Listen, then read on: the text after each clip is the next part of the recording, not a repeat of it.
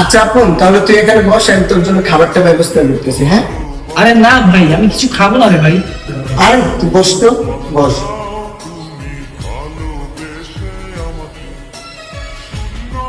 ইয়াস, জি ভাইয়া, এদিকে আয় তো। আসতেছি ভাইয়া। হ্যাঁ ভাইয়া বলো। এই তোরা না বলছিস যে বাসায় কোনো পোলাপান না নিয়ে আসতে? ভাই ও তো পোলাপান না, আমার বেস্ট ফ্রেন্ড। এই তোর বেস্ট ফ্রেন্ড তো আমার দেখার সময় নেই।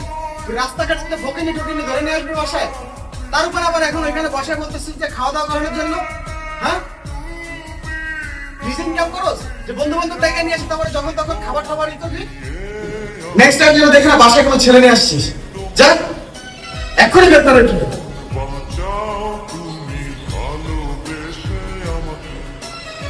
কিরে, মন খারাপ করছোস? আরে বোকা, তোর আর আমার সম্পর্ক কি আমাদের ফ্যামিলির কেউ বুঝবে?